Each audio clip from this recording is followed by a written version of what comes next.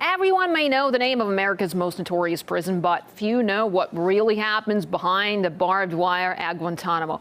RT has been given rare access to the facility that's been indefinitely detaining terror suspects without charge for more than a decade.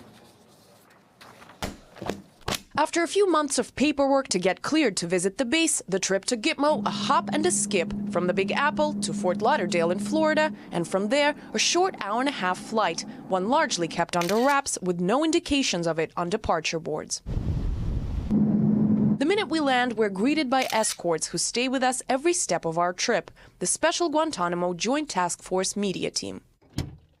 One of them, Sergeant Rebecca Wood, far from the stereotypical face you might imagine, working at a place like this controversial military base. As we soon learned, the first of many surprises. This is a really big break for me in my career, for my military resume. The people I work with every day, they share the same idea. Like, they're all very proud to be here. She joined the U.S. military a decade ago with no money for college. At 28, Guantanamo's her second deployment. You've heard about it in like several movies, but you don't really, it's just a place that people forget about. Like, they don't ever think about it. Getting to the main part of the base is a slow-paced trip. We have to wait for a ferry to take us across the bay and are taken to visit a beach first, one of a handful of scenic locations you wouldn't really expect here. We're headed to the lodging area now. It's about a 20-minute ferry ride from one side of the Guantanamo Bay area where the airport is and several marine residences, but the main part of the naval base and the detention camp are over there,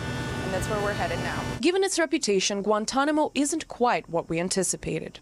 As we approach the main area, it's interesting to note that to the unsuspecting, this place looks just like another tropical island with an American flag.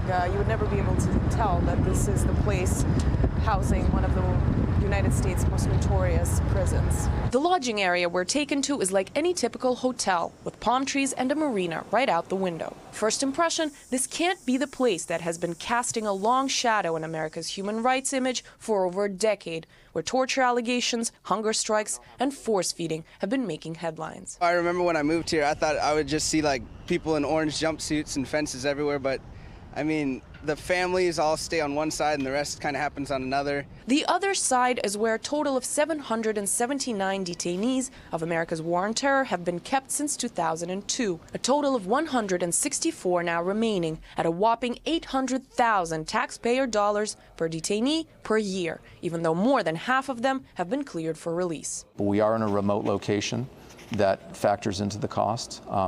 It costs what it costs to do it right. What doing it right means to those running America's most infamous detention facility, and what lays beyond the picture-perfect scenery, all the realities of Guantanamo in our reports to follow. Anastasia Churkina, RT, Guantanamo Bay, Cuba.